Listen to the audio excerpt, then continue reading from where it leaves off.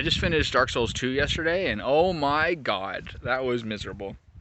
Similar to the first game, I went into it without looking at it too much. By the end of it, of course, I was kind of trying to look at some things on the Wikipedia about what half these items do or things like that. Largely, it's similar to Dark Souls 1, but there's a couple of key differences in that your health goes down by 5% whenever you die to a maximum of 50% health. And early on, when you don't have a whole lot of the consumables in your backpack to restore your health, that's pretty miserable.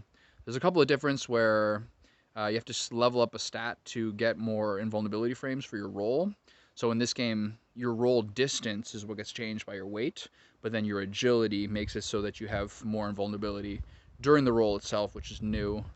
Um, I think that it's a lot more open-ended in a lot of ways, with a lot more secrets and a lot more gimmicks in the first game. So that meant that early on, I totally missed the tutorials in that I didn't know what was inside the fog walls near the area where you start. So for half the game, I didn't know how to sprint or roll or jump.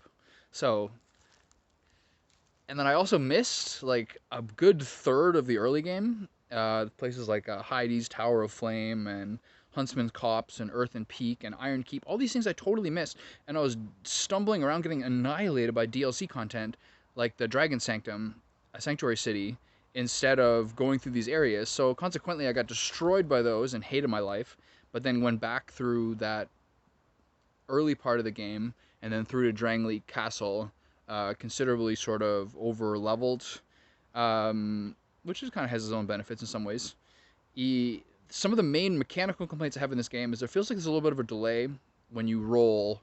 There's like a quarter to a third of a second delay when you press circle before your guy rolls. Also, the lock-on system killed me a lot. A lot of the ways that you're locking onto the wrong person, or something happens that people are stacked on top of each other, where you just kind of get wrecked by that a little bit. Um, I also died more times than I would like to admit from drinking an Estus flask and just getting wrecked. Part of the reason is it's really hard to get a dash going unless you have full stamina. So if your dash doesn't really go when you hold circle, it's really hard to get boss distance. It feels like the Estus flask takes longer than usual to drink from, and I took a embarrassing amount of deaths from that. Um, I think that generally speaking, the most miserable bosses for me personally are still the ones where there's multiples at once. The goddamn gargoyles come back in this game, and then a lot of the later on bosses, or a number of the later on bosses. The second last boss fight is a pair. There's a couple other fights that are a pair. Those are always really, really hard. Some of my favorite fights, the game still has, the whole series has such amazing creature and weapon design. The Looking Glass Knight I thought was incredible. The Fume Knight fight was the last thing I did yesterday. I thought that was understandably. I get why people think that's their favorite level and their favorite boss fight. That was one of those ones where it's beatable but super challenging and really stimulating. Terrific fight there. There's some great character design as well. The Covetous Demon, it's like a slug without arms. It's a hilarious fight. There's a lot of ones like that that are really great. I, generally speaking, do not have a whole lot of fun playing it, to be honest. Um, the general setup is there's basically a gauntlet that you run from the bonfire to the boss. Over time, if you clear enemies enough times, they stop appearing. But since your max health keeps going down every time you die, you essentially run through the gauntlet with increasing experience but decreasing max health until such a point that you clear it to such a point that you're confident. Then you use an effigy, get your health back to 100%, and then go do a boss attempt. But consequently, because you have just one attempt at 100% health, it really, really, really feels bad if someone goes wrong and you have to kind of start the cycle again. The humanity system, especially early on, I picked a swordsman, which is high dexterity, low health, because I want to do a dexterity build. That's totally a mistake because you need survivability early on because you're just so bad at the game and so like you don't know where you're going or what you're doing. So it's better to start a knight or something like that.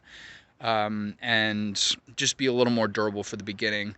So consequently, the fact that like you start off with, it's life, you know what I mean? You wake up in the morning, you're optimistic, you're a human being, and then you just get beat down by the game as you keep dying, and you get crankier and crankier. But still, it's a Dark Souls game. They're still sick, and they're still really fun in that by the end of their playthrough for that day, when you get a new weapon, you open up a new area, you feel a little bit stronger, it's pretty hard to quit, you know what I mean? Some of my favorite things about the series are how they built in the always online replayability of the game into the story itself with Cursed and Undead and Hollowing, Bloodstains, everything. So it's so impressive to have a system where they set up the gameplay loop. I know that's such an overused word, but they basically imprinted the gameplay loop into the story.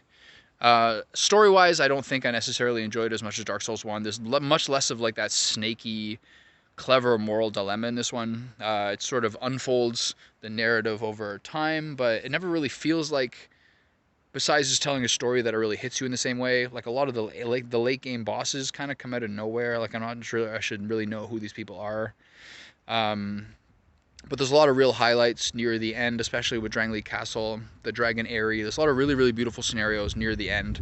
Although a lot of the game is like pretty gloomy and, you know, miserable in the way that it is. I would say that you almost... I can't imagine what people like who have just stumbled through this game and played it once and then never looked into a lot of the mechanics that you learn just by replayability. There's a ton of items that I had to look up, how to use them, where to find out. Make sure you do those tutorials at the beginning, because there's a lot of items they unlock there, and then some actually important encounters of people you need to exchange with. Finding Ornifex, who you trade boss souls for weapons, is another thing that's pretty hard to get, for sure. Learning how to do things like power stance. I don't know how you do that without a wiki. I might have missed some sort of tutorial that tells you about it. But learning how to power stance, if you're using matching dual wielding weapons, what to do with soul vessels. There's the fact that you need certain agility numbers to get enough iframes to have a good roll. I don't know how you would ever really figure these things out without trial and error, but that's the way things are today. So overall, I'm looking forward to keeping going with the series. I understand the ways that this is the black sheep in a lot of ways, but it's still a Dark Souls game, so it's still like quite enjoyable in the times that you don't absolutely hate it. All right, that's good for now.